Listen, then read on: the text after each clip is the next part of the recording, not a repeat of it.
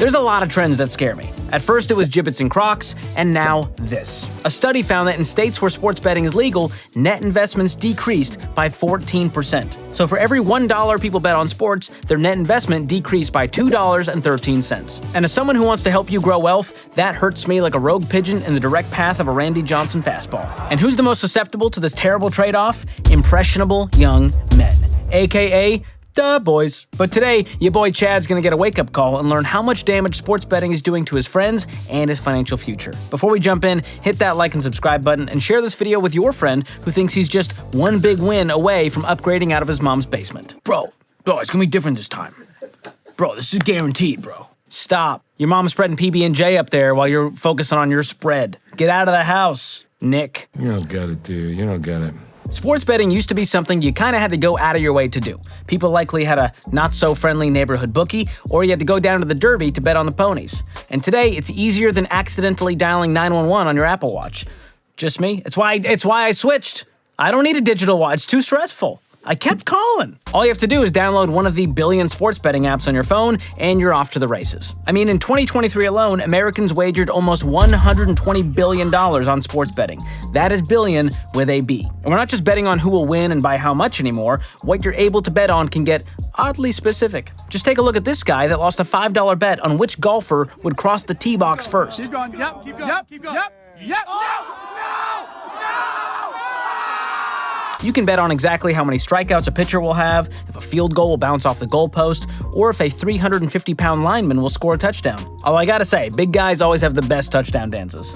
Look at him go. He's having such a great time. Let him have his fun. Plus, you can bet before the game, during the game, while you're getting a $15 Frito pie at halftime, basically at any time at all, which is a great way for companies to monetize the emotional roller coaster of said game. In fact, in 2023, sportsbook companies made almost $11 billion in revenue off Americans alone, which explains why they can afford to have ads in everything everywhere all at once. You see, these companies know that gambling is addictive, that mobile apps are easy to use and addictive, that FOMO is real, and that most people will try something if it's free. So they lure people in by offering hundreds of dollars in free bets. All you have to do is bet $5 of your own money, and they give you $250 in free bets, which sounds almost too good to be true.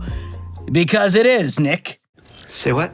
What's that? There are terms and regulations, fine print. Call me crazy, but typically 1,500 words of fine print is just a sneaky way to say that it is in fact too good to be true. And before you know it, you're hooked. You start using your own money, or worse, taking money from your investments in order to bet more. What's worse is that nearly half of online sports bettors are aged 23 to 34, aka most of you watching this channel. We have the data, and we have the meats, because it's mostly guys watching. Where you at, women? You intimidated by how manly I am? Ouchie. Ooh, I'm so scared. My dentures are chattering. And that 23 to 34 age bracket is the prime time for them to start investing because you've got decades of compound growth ahead of you. And if you're spending money on sports bets rather than investing, you could be losing out on millions of dollars. And I'll prove it. Sports bettors spend on average $100 to $250 a month. But if, instead of sports betting, you put $200 a month toward investing, starting at age 23, it could grow to over $2 million by age 65. And let's say you did fall for the sports betting trap and spent 11 years throwing your money into that dumpster fire. Well, if you didn't start investing that $200 until you're 34, it would only grow to just over $600,000, which, if my math is correct, is a sad fraction of $2 million. And even though that sucks, that's not even the biggest problem with this junk. It's that the people who can least afford it are the ones getting the most hurt by it. Here's what I mean. 1 in 5 Americans say they've bet on sports in the last year, but that number does not change based on income. So low and middle income earners bet at nearly the same rate as high income earners.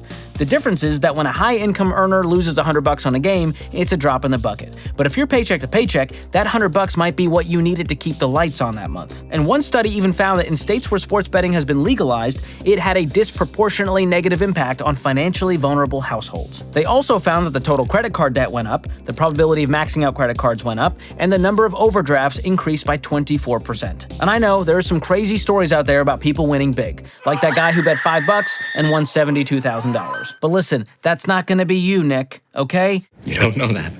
You don't know that. And just so you know, the bookies who figure out the odds are super intelligent people who do this, like, professionally. as in for a living. You can't beat them in the long run, so don't waste your time trying. As the saying goes, the house always wins. And if you think you can outsmart the house, you've already lost. So do I hate sports betting? Is it evil? No. I just hate that it's getting people more addicted to gambling, making the middle class broke and the lower class even more broke.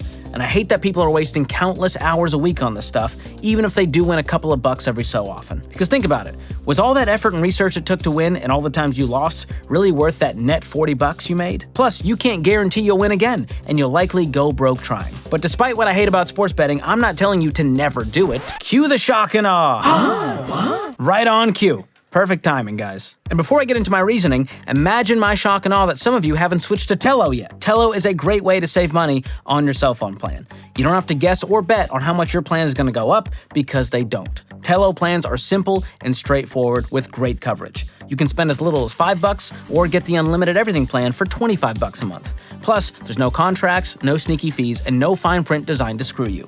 My family uses Tello and we love it. So go check it out and you'll get $5 off your first month of unlimited everything by going to tello.com/George or by clicking the link in the description below. You never know what's going to happen in a sports game, and you also never know who's going to be out there waiting to buy your personal information. And Delete Me, another sponsor of today's episode, works to delete your info from thousands of these data broker websites. So while you're cheering for your sports team, Delete Me is in the background running defense. They've already saved me 55 hours of work it would have taken me to do all of that work myself. And they send you a report showing you exactly what they've removed and where. So head over to joindeleteme.com/George and you'll get 20% off their plans, and you can start protecting your online privacy today. I'll also drop a link in the description below. So while I wouldn't throw money at sports betting myself, I'm not mad at your version of fun. But if you're going to do it responsibly. Here's the guidelines. Before you even think about sports betting, you should be out of debt, have a 3 to 6 month emergency fund, and you should already be investing 15% into your retirement accounts. Second, never, ever go into debt for a bet. One study found that over half of people wound up in credit card debt because they used their credit cards to deposit money into their sportsbook accounts. And that means they were losing money to interest so that they could later lose a bet. You may have heard of insult to injury. Well, this is like insult to injury and then setting that injury on fire and wondering what went wrong. Well, I never thought of it that way. Next up, if you're gonna bet, budget for it. Yeah, I'm serious. If it's money you plan on spending, then it needs a home in your budget. So in your budget, have a line item for fun money or sports betting, but also consider what else this money could be spent on that's maybe more fun, like something that doesn't end up with you losing. Is that even possible? On top of that, don't let your love for your team cloud your judgment. Even if your team isn't great, it's tough to bet against them. I think that's against the law in certain states. All that emotion and loyalty mixed with your dollars is dangerous. And your odds of making serious money through sports betting is seriously low. It takes a huge bankroll, and you'd have to bet hundreds of thousands of dollars a year to see real money from it. So last tip, why don't you let your love of sports be just that? A love for sports and not your next get-rich-quick scheme. That way, when your team blows a 28-3 lead in the Super Bowl, you're just sad that you're a Falcons fan, but not that you can't afford your bills or invest in your future. Because sports betting and gambling is not your ticket to wealth. And when it comes to building wealth, you'd be a lot better off leaning on one of the greatest wealth builders of all time, consistent investing. It's not overly complicated, it's too boring to be addictive, and it's easy to get started. So if you want to know the right way to build wealth, keep watching this next video or click the link in the description below. Thanks for watching. We'll see you next time. Sprots! Go Sprots!